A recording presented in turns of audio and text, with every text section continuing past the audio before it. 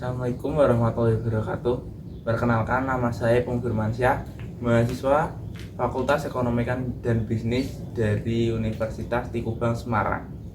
Universitas Tikubang Semarang memiliki visi dan misi untuk mencapai tujuan pendidikan, di mana visi Fakultas Ekonomi dan Bisnis yaitu pada tahun 2020 menjadi fakultas terpercaya dan terpilih di bidang ekonomi dan bisnis yang memiliki keunggulan kompetitif berkelanjutan, berbasis pada keuangan perbankan, berjiwa kewirausahaan, menguasai teknologi informasi dan komunikasi, serta berdaya saing nasional. Dan untuk mencapai visi tersebut, Fakultas Ekonomi dan Bisnis memiliki misi, yaitu mengembangkan organisasi fakultas yang transparan dan akuntabel berbasis teknologi informasi dan komunikasi untuk mendukung good university governance. Selanjutnya, menyelenggarakan pendidikan yang berbasis keuangan perbankan berorientasi pada perkembangan dunia usaha dan industri untuk mendukung lulusan yang mempunyai daya saing global, berjiwa kewirausahaan, dan menguasai teknologi informasi dan komunikasi. Menciptakan suasana akademik yang ramah dan bersahabat guna menghasilkan lulusan yang berbudi pekerti luhur, mau dan mampu bekerja sama, berjiwa kewirausahaan, rajin dan ulet, inovatif, dan mampu bersaing secara lokal, regional, dan nasional.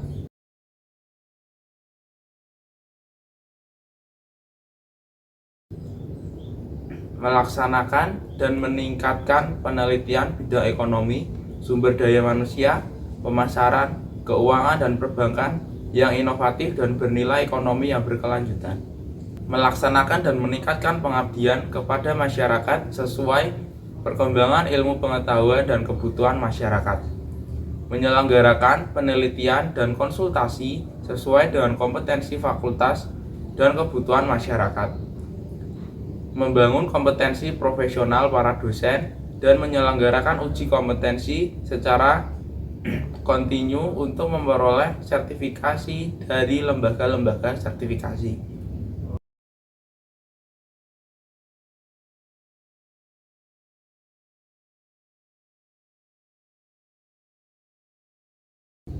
Menjalin kerjasama secara berkelanjutan dengan lembaga pendidikan, lembaga penelitian, pemerintah, dunia usaha, dan institusi lain, serta masyarakat di tingkat lokal, regional, dan nasional. Dan yang terakhir, menjalin hubungan dengan lembaga pendidikan luar negeri untuk ilmu-ilmu ekonomi dan bisnis, manajemen, akuntansi, dan perbankan.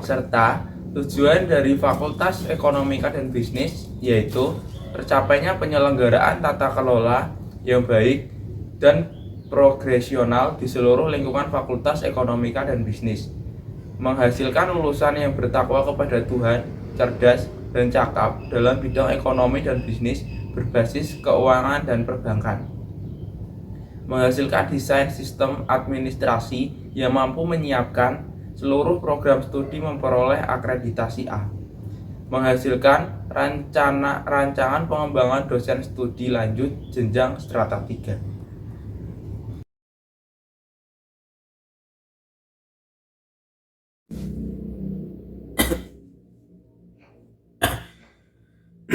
Pada kesempatan kali ini, saya akan menjelaskan tentang APU PPT atau penerapan program anti pencucian uang dan pencegahan pendanaan terorisme. Pada slide yang pertama, yaitu berisi tentang ketentuan hukum dari APU PPT tersebut. Ketentuan hukum yang pertama, yaitu ada Undang-Undang Republik Indonesia Nomor 8 Tahun 2010 tentang pencegahan dan pemberantasan tindak pidana pencucian uang. Dan untuk yang kedua, yaitu ada Undang-Undang Republik Indonesia Nomor 9 Tahun 2013 tentang pencegahan dan pemberantasan tindak pidana pendanaan terorisme. Dan untuk yang ketiga yaitu ada Peraturan Otoritas Jasa Keuangan Nomor 12 POJK tahun 2017 tentang penerapan program anti pencucian uang dan pencegahan pendanaan terorisme di sektor jasa keuangan. Dan yang keempat yaitu ada Peraturan Otoritas Jasa Keuangan Republik Indonesia Nomor 23 POJK 01 tahun 2019 tentang perubahan atas Peraturan Otoritas Jasa Keuangan Nomor 12 POJK 01 tahun 2017 tentang penerapan program anti pencucian uang dan pencegahan pendanaan terorisme di sektor jasa keuangan. Dan untuk slide yang kedua yaitu ada pengertian APU PPT. Yang pertama ada pencucian uang. Pencucian uang adalah segala perbuatan yang memenuhi unsur tindak pidana sesuai dengan ketentuan dalam undang-undang ini. Yang kedua yaitu ada pendanaan terorisme. Pendanaan terorisme adalah segala perbuatan dalam rangka menyediakan, mengumpulkan, memberikan, atau meminjamkan dana baik langsung maupun tidak langsung dengan maksud untuk digunakan dan atau yang diketahui akan digunakan untuk melakukan kegiatan terorisme, organisasi teroris, atau teroris. Untuk slide yang selanjutnya yaitu ada transaksi keuangan. Transaksi keuangan adalah seluruh kegiatan yang menimbulkan hak dan atau kewajiban atau menyebabkan timbulnya hubungan hukum antara dua pihak atau lebih. Transaksi keuangan adalah transaksi untuk melakukan atau menerima penempatan, penyetoran, penarikan, pemindahbukuan, pentransferan, pembayaran, hibah, sumbangan, penitipan, dan atau penukaran atas jumlah uang atau tindakan dan atau kegiatan lain yang berhubungan dengan uang. Untuk slide yang selanjutnya yaitu ada transaksi keuangan yang mencurigakan. Yang pertama yaitu transaksi keuangan yang menyimpang dari profil, karakteristik, atau kebiasaan pola transaksi dari penggunaan jasa yang bersangkutan. Yang kedua, transaksi keuangan oleh pengguna jasa yang patut diduga dilakukan dengan tujuan untuk menghindari pelaporan transaksi yang bersangkutan yang wajib dilakukan oleh pihak pelapor sesuai dengan ketentuan undang-undang ini. Yang ketiga, transaksi keuangan yang dilakukan atau batal dilakukan dengan menggunakan harta kekayaan yang diduga berasal dari hasil tindak pidana. Yang keempat yaitu transaksi keuangan yang diminta oleh PPATK untuk dilaporkan oleh pihak pelapor karena melibatkan harta kekayaan yang diduga berasal dari hasil tindak pidana. Untuk slide yang selanjutnya yaitu ada tindak pidana pencucian uang. Yang pertama, setiap orang yang menempatkan, mentransfer, mengalihkan, membelanjakan, membayarkan, menghibahkan, menitipkan, membawa ke luar negeri, mengubah bentuk, menukarkan dengan mata uang atau surat berharga atau perbuatan lain atas harta kekayaan yang diketahuinya atau patut diduganya merupakan hasil tindak pidana sebagaimana dimaksud dalam pasal 2 ayat 1 dengan tujuan menyembunyikan atau menyamarkan asal-usul harta kekayaan dipidana karena tindak pidana pencucian uang dengan pidana penjara paling lama 20 tahun dan denda paling banyak 10 miliar rupiah. Yang kedua, setiap orang yang menyembunyikan atau menyamarkan asal-usul, sumber, lokasi, peruntukan, pengalihan hak-hak atau kepemilikan yang sebenarnya atas harta kekayaan yang diketahuinya atau patut diduganya merupakan hasil tindak pidana sebagaimana dimaksud pasal 2 ayat 1 dipidana karena tindak pidana pencucian uang dengan pidana penjara paling lama 20 tahun dan denda paling banyak 5 miliar rupiah. Yang ketiga, setiap orang yang menerima atau menguasai penempatan, pentransferan, pembayaran, hibah, sumbangan, penitipan, penukaran, atau menggunakan harta kekayaan yang diketahuinya atau patut diduganya merupakan hasil tindak pidana sebagaimana dimaksud dalam pasal 2 ayat 1, dipidana dengan pidana penjara paling lama 5 tahun dan denda paling banyak 1 miliar rupiah.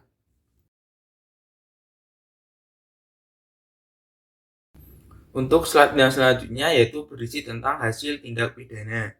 Hasil tindak pidana adalah harta kekayaan yang diperoleh dari tindak pertama, antara lain yang pertama korupsi, yang kedua penyuapan, yang ketiga narkotika, yang keempat psikotropika, yang kelima penyelundupan tenaga kerja, yang keenam penyelundupan migran, yang ketujuh di bidang perbankan, yang delapan di bidang pasar modal, yang kesembilan di bidang perasuransian, yang ke-10 kepabeanan, yang ke-11 cukai, yang ke-12 perdagangan orang, yang ke-13 perdagangan senjata gelap, yang ke-14 terorisme, yang ke-15 penculikan, yang ke-16 pencurian, yang ke-17 penggelapan, yang ke-18 penipuan, yang ke-19 pemalsuan uang, yang 20 perjudian,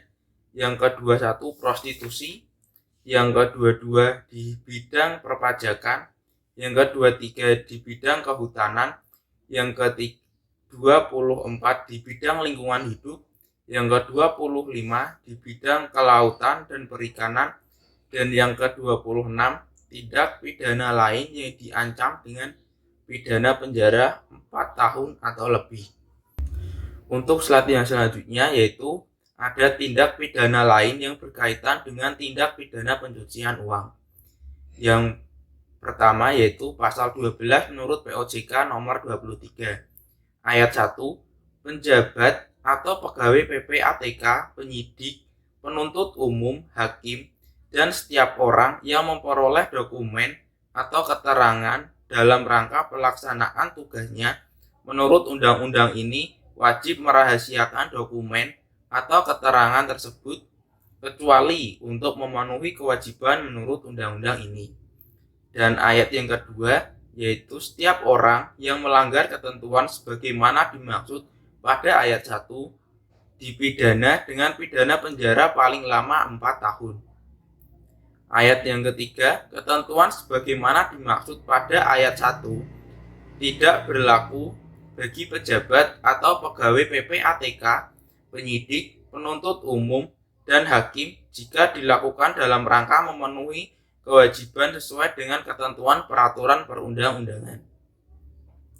Dan untuk pasal yang ke-12 ayat 1, direksi, komisaris, pengurus, atau pegawai pihak pelapor dilarang memberitahukan kepada pengguna jasa atau pihak lain baik secara langsung maupun tidak langsung dengan cara apapun mengenai laporan transaksi keuangan mencurigakan yang sedang disusun atau telah disampaikan kepada PPATK.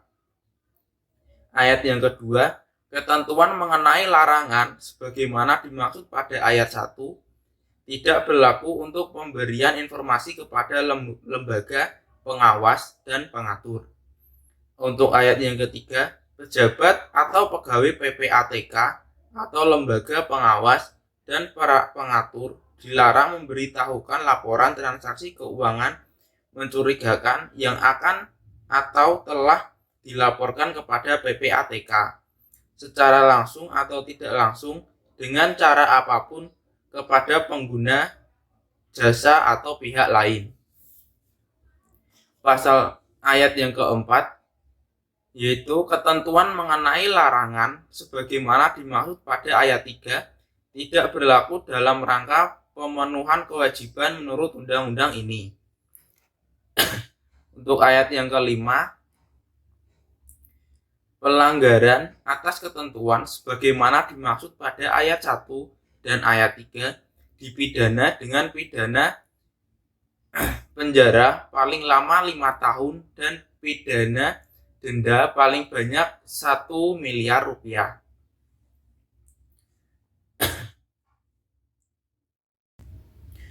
Untuk slide yang selanjutnya yaitu ada tahap pencucian uang. Yang pertama yaitu ada penempatan atau placement, yang kedua ada transfer atau layering, yang ketiga menggunakan harta kekayaan atau integration. Penempatan atau placement adalah proses yang pertama. Proses ini merupakan upaya untuk menempatkan suatu dana atau aset yang didapatkan dari sebuah kegiatan tindak kriminal menuju sistem keuangan. Sistem keuangan ini bisa berupa penempatan uang pada bank, memberikan sejumlah biaya pada suatu usaha, kemudian kegiatan tersebut dibuat seolah-olah sah seperti halnya memberikan kredit maupun pembiayaan dengan menjadikan kas sebagai kredit. Contoh dari proses penempatan pada tindakan money laundering adalah membeli barang dengan harga yang cukup tinggi untuk memenuhi kebutuhan pribadi. Untuk transfer atau layering, setelah melalui proses pertama, yakni penempatan, oknum pencucian uang biasanya akan melakukan proses transfer atau layering. Proses ini sendiri dilakukan dengan cara memisahkan dana hasil pencucian uang dari sumbernya. Proses kedua ini bisa dilakukan dengan sejumlah tahap transaksi finansial guna menyembunyikan maupun menyamarkan asal-muasal dana atau aset tersebut. Dalam kegiatan layering ini, pelaku akan melakukan proses pemindahan aset atau dana dari suatu rekening maupun lokasi sebagai hasil dari placement menuju tempat lain. Hal ini bisa dilakukan melalui sekumpulan transaksi yang bisa dibilang kompleks dan dibuat dengan tujuan untuk menyamarkan serta menghilangkan jejak dari sumber dana yang digelapkan tersebut. Contoh dari praktek proses layering ini adalah melakukan transfer dana dari satu bank menuju bank lain di wilayah atau negara berbeda. Proses transfer ini juga bisa dilakukan dengan memindahkan dana lintas batas negara menggunakan jaringan aktivitas usaha sah ataupun shell company atau perusahaan cangkang. Dan untuk yang ketiga yaitu menggunakan harta kekayaan atau integration. Proses yang terakhir dari tindak pencucian uang adalah integration. Proses integration atau penggunaan harta kekayaan merupakan upaya untuk menggunakan aset atau dana yang telah terlihat sah dari tindakan pencucian uang tersebut. Penggunaan harta kekayaan tersebut bisa dengan cara menikmatinya secara langsung, melakukan investasi di banyak instrumen, dan bentuk kekayaan materi maupun keuangan. Selain itu, proses integration ini juga bisa dilakukan oleh pelaku money laundering dengan menggunakan dana yang didapatkan untuk membiayai berbagai kegiatan usaha yang sah. Pelaku juga bisa memberikan dana pada kegiatan tindak kriminal lainnya yang sekiranya sulit dideteksi.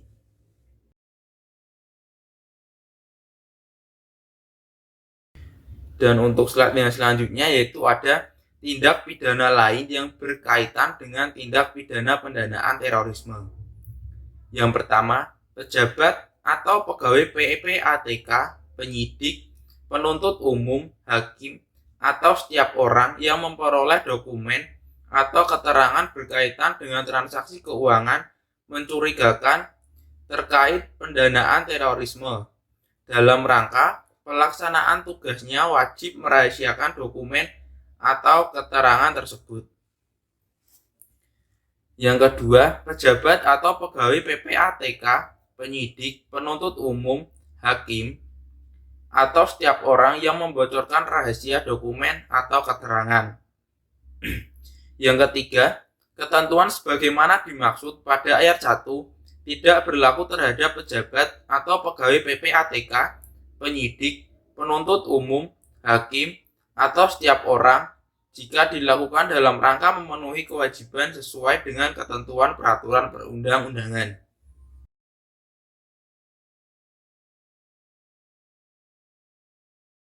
Untuk slide yang selanjutnya yaitu berisi tentang pencegahan.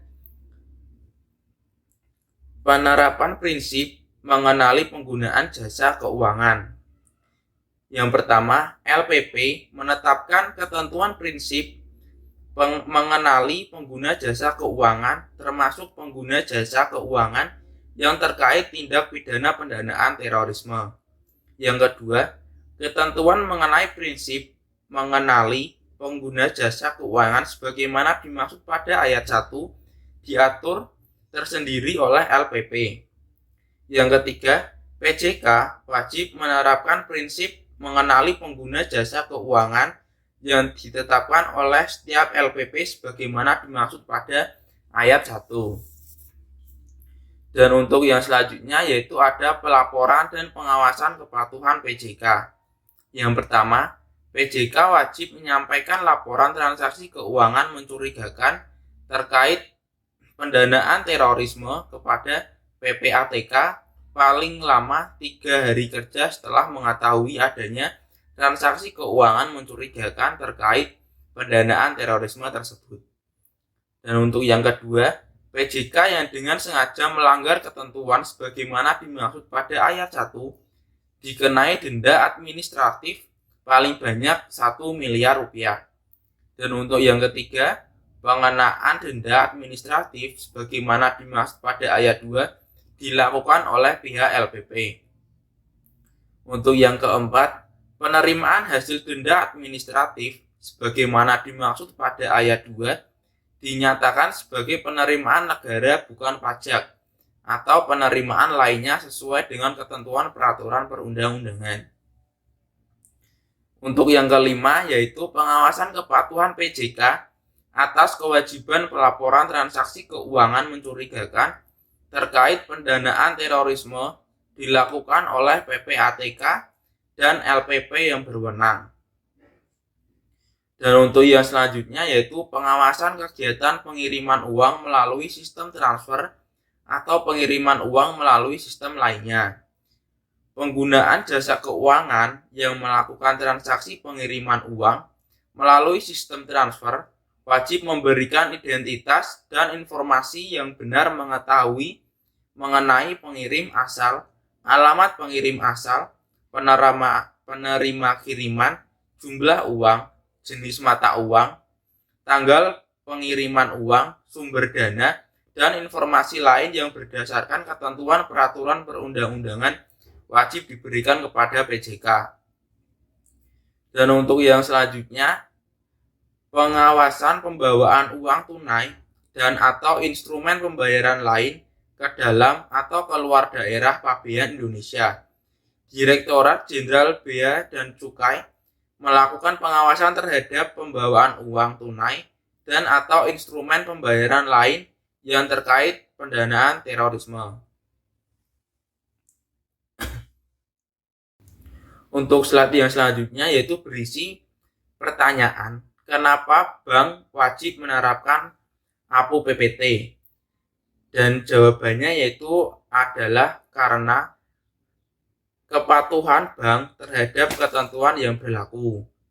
Dan yang kedua, untuk mencegah atau menurunkan resiko reputasi BPR dapat dijadikan tempat untuk melakukan pencucian uang dan pendanaan kepada terorisme.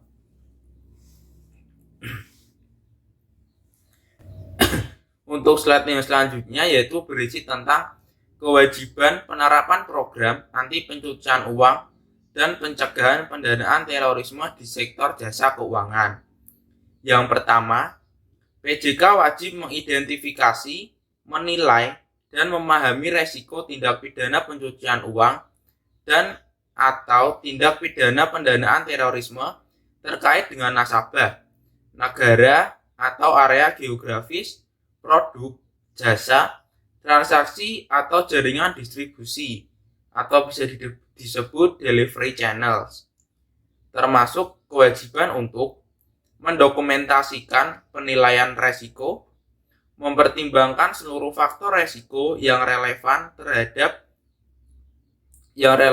sebelum menetapkan tingkat keseluruhan resiko, serta tingkat dan jenis mitigasi resiko yang memadai untuk diterapkan, mengkinikan penilaian resiko secara berkala, memiliki mekanisme yang memadai terkait penyediaan informasi penilaian resiko kepada instansi yang berwenang.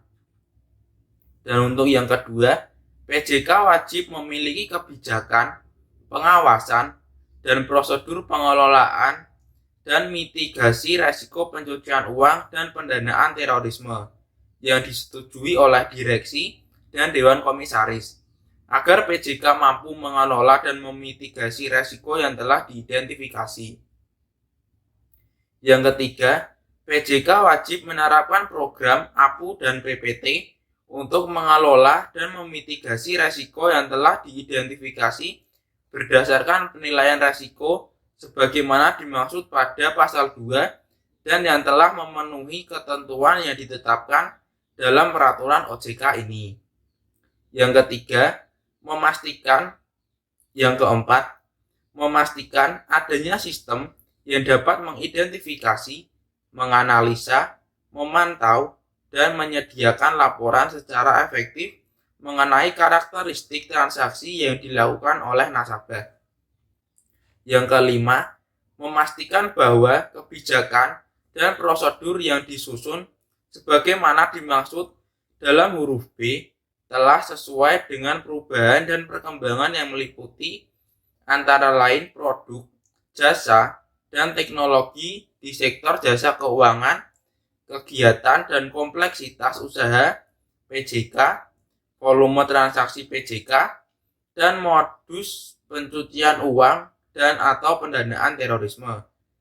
Dan untuk yang keenam, memastikan bahwa formulir yang berkaitan dengan nasabah telah mengakomodasi data yang diperlukan dalam penerapan program APU PPT. Dan untuk yang ketujuh, yaitu memantau rekening nasabah dan pelaksanaan transaksi nasabah.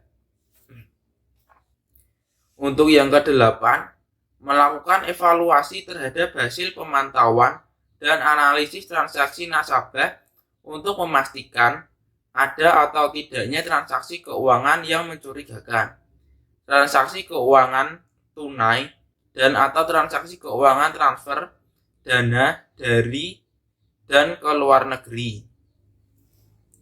Yang kesembilan, menata usahakan hasil pemantauan dan evaluasi. Yang kesepuluh, memastikan pengkinian data dan profil nasabah serta data dan profil transaksi nasabah. Yang ke-11, memastikan bahwa kegiatan usaha yang beresiko tinggi terhadap tindak pidana pencucian uang dan atau tindak pidana pendanaan terorisme diidentifikasi secara efektif sesuai dengan kebijakan dan prosedur PJK serta ketentuan sebagaimana dimaksud dalam peraturan OJK ini. Yang selanjutnya, memastikan adanya mekanisme komunikasi yang baik dari setiap satuan kerja kepada unit kerja khusus atau pejabat yang bertanggung jawab terhadap penerapan program APU dan PPT dengan menjaga kerahasiaan informasi dan memperhatikan ketentuan anti-tipping off. Yang ke-13, melakukan pengawasan terkait penerapan program APU dan PPT terhadap satuan kerja terkait. Yang ke-14, memastikan adanya identifikasi area yang beresiko tinggi yang terkait dengan penerapan program APU dan PPT dengan mengacu pada ketentuan peraturan perundang-undangan dan sumber informasi yang memadai. Yang ke-15, menerima, melakukan analisis, dan menyusun laporan transaksi keuangan mencurigakan dan atau transaksi keuangan yang dilakukan secara tunai yang disampaikan oleh satuan kerja. Untuk yang ke-16, menyusun laporan transaksi keuangan mencurigakan, transaksi keuangan tunai, dan atau transaksi keuangan transfer dana dari dan ke luar negeri. Untuk yang ke-17, memastikan seluruh kegiatan dalam rangka penerapan program APU dan PPT terlaksana dengan baik. Yang terakhir, memantau, menganalisis, dan merekomendasikan kebutuhan pelatihan tentang penerapan program APU dan PPT bagi pejabat dan atau pengawas PJK.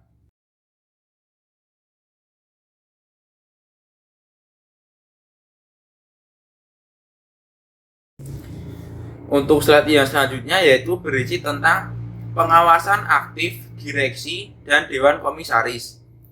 Pengawasan aktif direksi paling kurang meliputi yang pertama, memastikan PJK memiliki kebijakan dan prosedur penerapan program APU dan PPT. Yang kedua, mengusulkan kebijakan dan prosedur tertulis yang bersifat strategis mengenai penerapan program APU dan PPT kepada Dewan Komisaris. Yang ketiga, memastikan penerapan program APU dan PPT dilaksanakan sesuai dengan kebijakan dan prosedur tertulis yang telah ditetapkan. Yang keempat, membentuk unit kerja khusus dan atau menunjuk pejabat yang bertanggung jawab terhadap penerapan program APU dan PPT. Yang kelima, melakukan pengawasan atas kepatuhan unit kerja dalam menerapkan program APU dan PPT.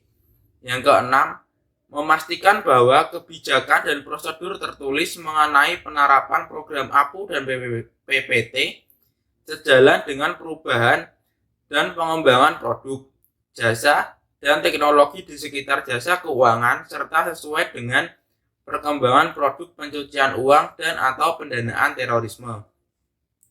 Yang ketujuh, memastikan bahwa seluruh pegawai, khususnya pegawai dari satuan kerja terkait dan pegawai baru telah mengikuti pelatihan yang berkaitan dengan penerapan program APU dan PPT secara berkala. Pengawasan aktif Dewan Komisaris paling kurang meliputi memberikan persetujuan atas kebijakan dan prosedur penerapan program APU PPT yang diusulkan oleh direksi. Yang kedua, melakukan pengawasan atas pelaksanaan tanggung jawab direksi terhadap penerapan program APU dan PPT.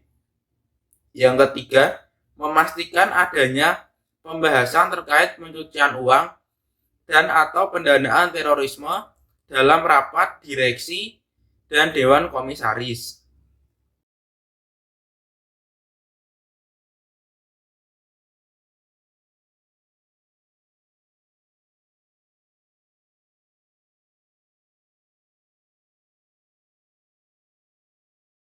Untuk slide yang selanjutnya yaitu ada isi dari pilar-pilar APU PPT.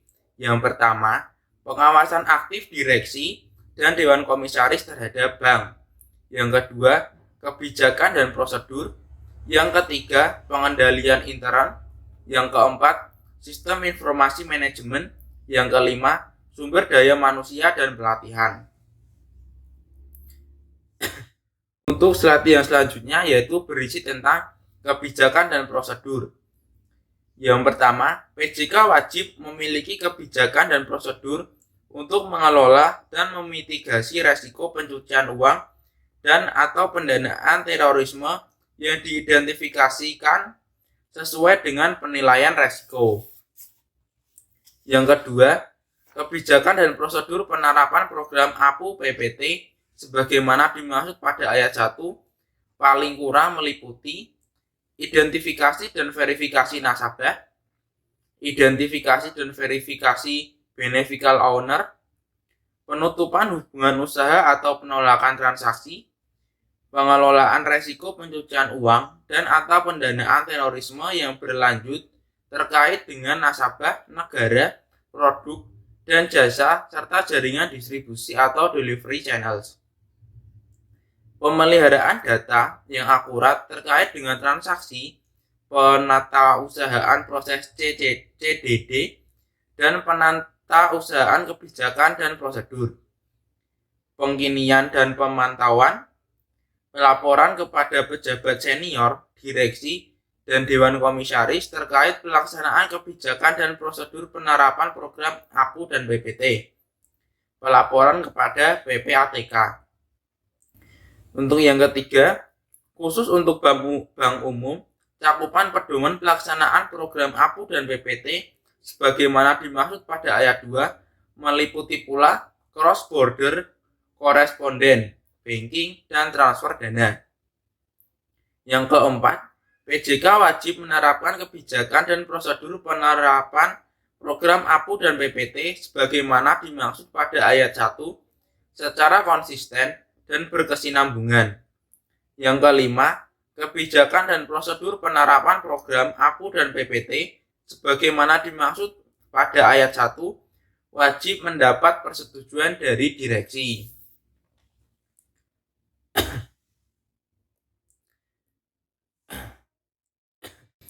Untuk slide yang selanjutnya yaitu berisi tentang pengendalian intern. PJK wajib memiliki sistem pengendalian intern yang efektif. Pelaksanaan sistem pengendalian intern yang efektif antara lain dibuktikan dengan yang pertama, dimilikinya kebijakan, prosedur, dan pemantauan internal yang memadai.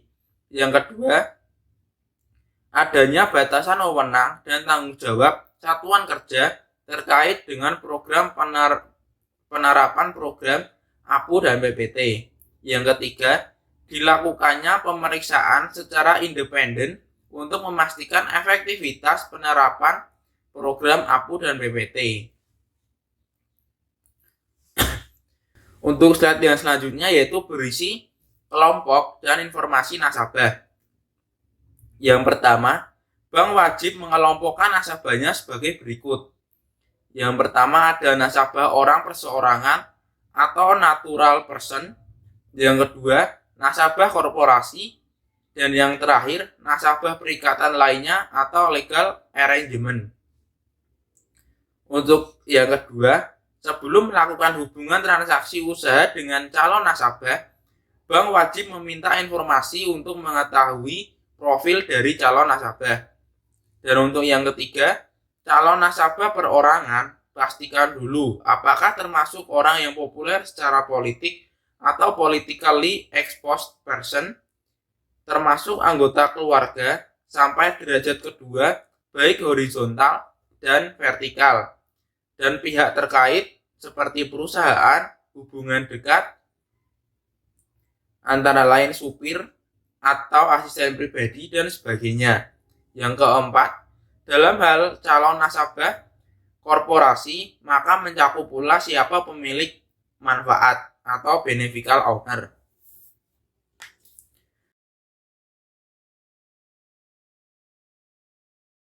Untuk slide yang selanjutnya yaitu berisi tentang PEP atau Politically Exposed Person. PEP adalah orang yang populer secara politis, yang selanjutnya disingkat PEP, meliputi yang pertama PEP asing, yaitu orang yang diberikan kewenangan untuk melakukan fungsi penting atau prominent function oleh negara lain seperti kepala negara atau pemerintahan, politisi senior, pejabat pemerintah senior, pejabat militer atau pejabat di bidang penegakan hukum, eksekutif senior pada perusahaan yang dimiliki oleh negara, pejabat penting dalam partai politik.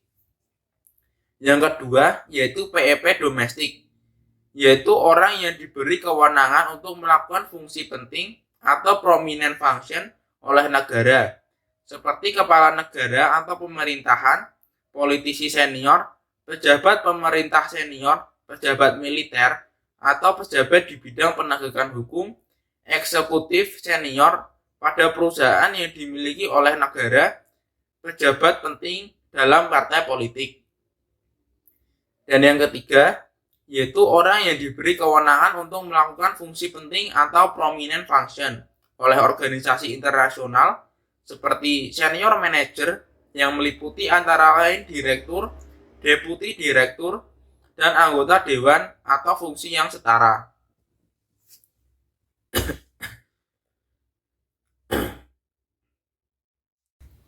Untuk slide yang selanjutnya yaitu berisikan beneficial owner. Beneficial owner adalah setiap orang yang pertama berhak atas dan atau menerima manfaat tertentu yang berkaitan dengan rekening nasabah. Yang kedua, merupakan pemilik sebenarnya dari dana dan atau efek yang ditempatkan pada PJK atau ultimately owned account. Yang ketiga, mengendalikan transaksi nasabah. Yang keempat, memberikan kuasa untuk melakukan transaksi. Yang kelima, mengendalikan korporasi atau perikatan lainnya atau legal arrangement. Yang keenam, merupakan pengendali akhir dari transaksi yang dilakukan melalui badan hukum atau berdasarkan suatu perjanjian.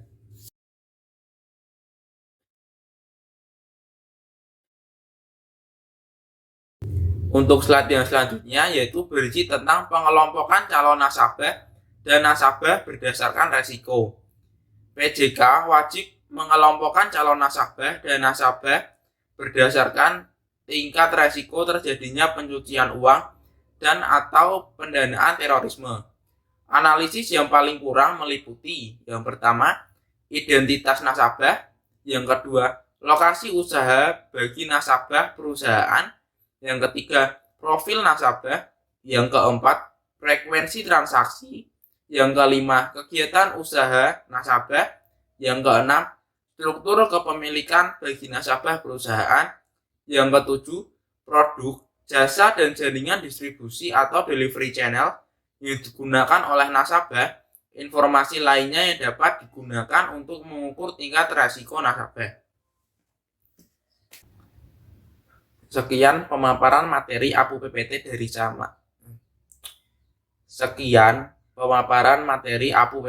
dari saya. Terima kasih. Assalamualaikum warahmatullahi wabarakatuh.